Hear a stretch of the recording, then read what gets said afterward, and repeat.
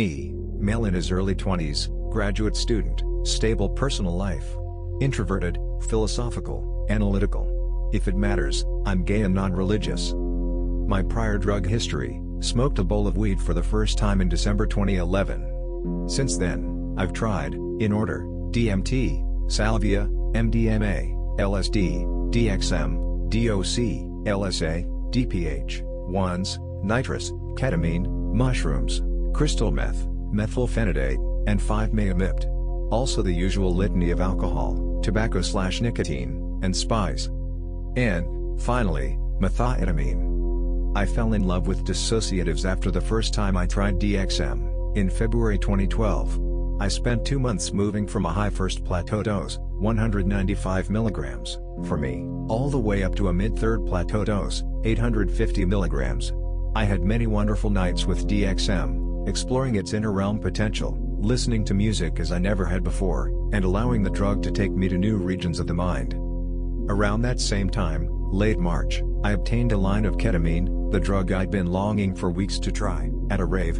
I got home that night, tried it out, 125 mg, insufflated, and decided that, given its relative rarity and exorbitant prices, I ought to give MXE, a fairly inexpensive, legally available analog, a try. So I ordered a gram from a reliable vendor, waited a couple of weeks for it to arrive from overseas, and gave it a spin. It took me about a month to finish off that first gram, including about 250 mg that I gave away or sold to friends. I'd take oral/sublingual doses of 20 to 30 mg, dipping my finger into my bag and licking up little bits of the powder until I got to where I wanted to go. I was impressed with the gentle nature of the experience, the way the drug allowed me to glide in and out of space effortlessly. The dissociation felt almost voluntary. If I closed my eyes, I could feel a bit removed from the world, but if I wanted to remain fully functional, I could do that, too. DXM has a way of shooting you out of a cannon into the dissociative realm. MXE, much like ketamine, is clean, soft, and friendly. I took doses like this many times before going to work, or with a bowl of weed at night to relax and enjoy music. I'd also attempt medium doses, 30 to 50 mg, often mixed in with something else, such as weed, shrooms, or even DMT. These experiences were quite nice, although as a lover of visual, immersive experiences, I was extremely disappointed by the fact that MXE's closed-eye visuals were so dull and dark. DXM and ketamine give me lucid, dreamlike visuals. For a couple of weeks, I thought that I must have burned myself out or something, that it was my fault, not the drugs, that I was seeing so little when I closed my eyes. This isn't the case. MXE is simply not a very visual drug until you take a significantly higher dose. Realizing that I enjoyed MXE, I ordered another 2 grams. At first, I kept experimenting with low-range doses, up to about 30 mg, although every couple of weeks throughout April, May, and June, I'd go on slightly higher dose trips, up to about 60 mg. I considered these to be fairly strong experiences. They thrust me into a dreamlike state, in which I could interact with people in a detached, light, airy way, think about life from a logical, detached perspective, and enjoy music, especially ambient/atmospheric music, in new ways. The euphoria was incredibly pleasant and was one of the highlights of the experience. In May, I spent the night with one of my druggy friends and we decided to give the M-hole a go. We turned off all of the lights except for our laptops, measured out 80 mg doses, the suggested amount for an M-hole experience, according to several online sources, and closed our eyes. We were both very impressed by the experience. Music was ethereal, the space/size distortions were unbelievable, and the euphoria was breathtaking. This was a one-off thing, though, and having a friend around significantly altered the experience. This was my first truly high-dose MXE experience. Anyway, later in June, a few weeks ago, as I'm writing this, I started using the drug more frequently, in an attempt to unlock its spiritual, rather than recreational, potential. I'd make more of a conscious effort to turn the lights off, immerse myself in atmospheric music, and smoke a lot of weed to thrust me into space. I'd take doses in the 50 to 70 mg range regularly for a couple of weeks. These experiences felt otherworldly, similar in intensity to my third plateau DXM experiences, except with less of a body load. Visuals became slightly more apparent, the euphoria ramped up, the headspace felt more immersive.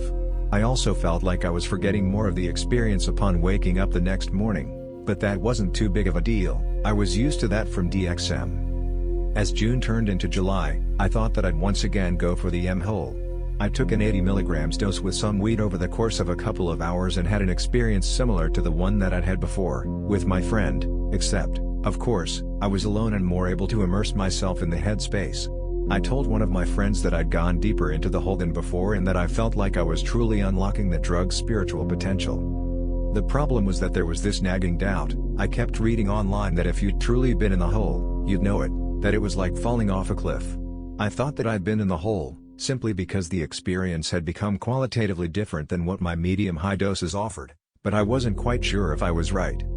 I was wrong. It wasn't until later that I realized that my entire conception of dissociative drugs had been skewed. Given the dosage information online, I figured that the drug kind of maxed out after 80 mg or so, that beyond that was a likely blackout or overdose. Taking 100 mg, for instance, always struck me as foolish. But that's not true. A person can take 80, 100, 120, 150 mg of MXC. 80 mg is only the entrance point to the M-hole, not the peak experience that the drug offers.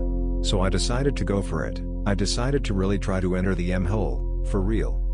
A few days ago, I weighed out 30 mg, a nice way to begin the experience. An hour went by and I snorted 30 mg more, bringing me to my typical medium-high level headspace. Another 30 minutes went by and I snorted another 20 mg. Another 30 minutes, another 20 mg, plus a bowl of weed. Then I turned the lights off and entered the hole. At first, I was overcome by stereotypical feelings associated with first-time entrance to the dissociative hole. Did I take too much? Am I going to be okay? Am I dying? If I stop fighting this experience, am I going to black out? But I reminded myself that the drug is already in my system, that I didn't take anything unsafe, and that this was simply an incredibly intense altered state of consciousness that, if I'm going to enjoy, I'm going to need to surrender to the experience. Calming myself down only took about 2 minutes, and then I let go. Then, my head was filled with a new thought: holy shit, this is it. This is the fucking hole. I'm in. I rested my head against my pillow, and my mind took over. I was then given a bizarre, cosmic tour through the nether regions of my mind. Mystical architecture floating on clouds, strange rooms that I'd never seen before, unfamiliar people who somehow seemed so comforting, intense size/space distortions like nothing I'd ever felt before. 1 minute the entire universe felt like it had been stuffed into a small corner, the next, I was suspended above an infinite void. Manic euphoria, total detachment from any worldly concern. Atmospheric music gave a mystical, transcendental feel to the experience. Oh yeah, and it makes you piss like a gallon of water. Stay hydrated, kids.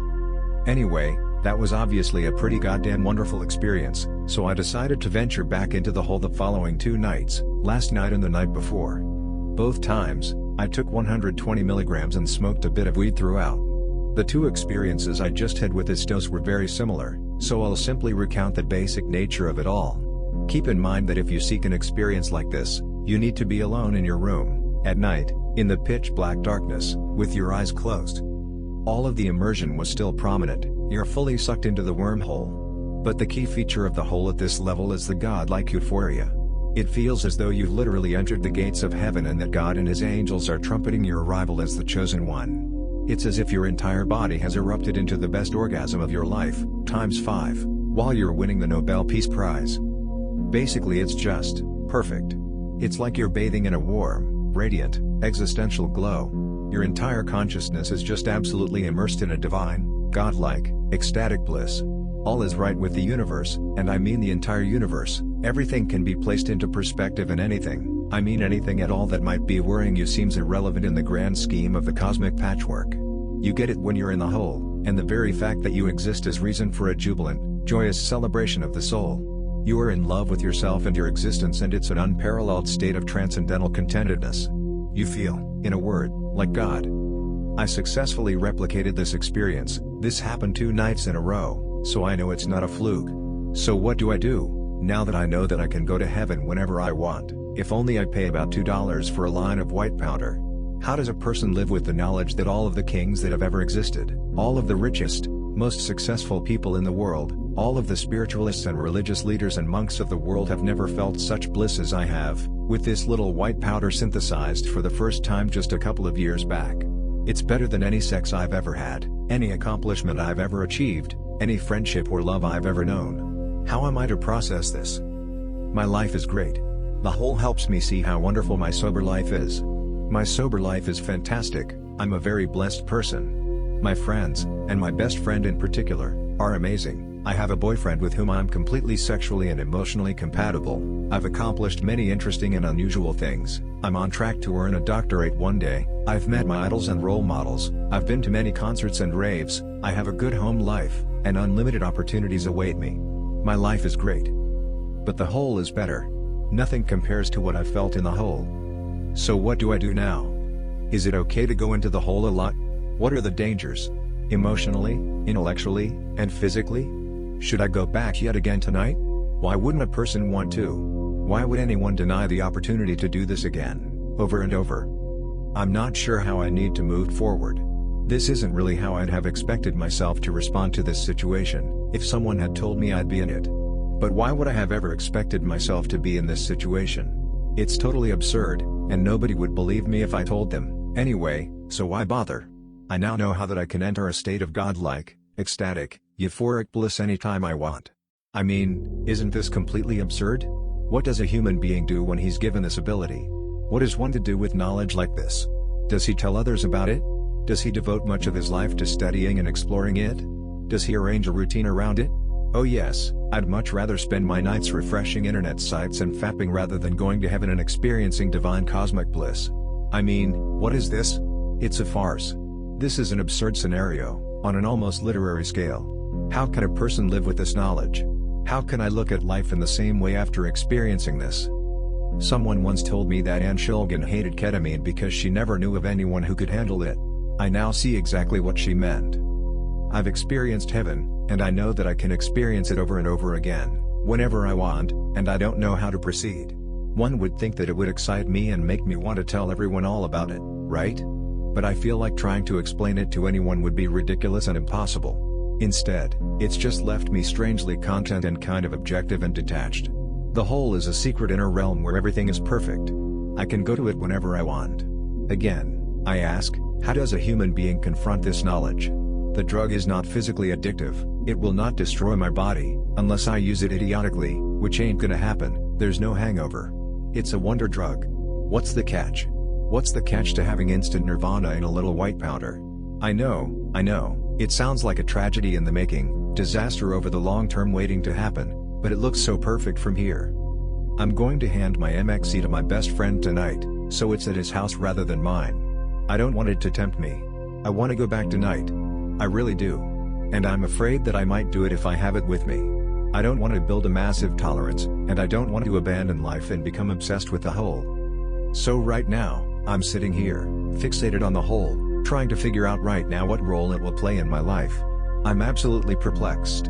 I'm not sure what to do. I just feel like something is different now. I'm alternately nervous, excited, content, confused, amazed, enlightened, perplexed, scared, hopeful. Enter that associative whole at your own risk. If you wanted to go to heaven, experience nirvana, feel ultimate cosmic bliss, and achieve a rapturous state of being, you can do it, for the price of a Big Mac. You can know what it's like to be God. But how will you live with that knowledge?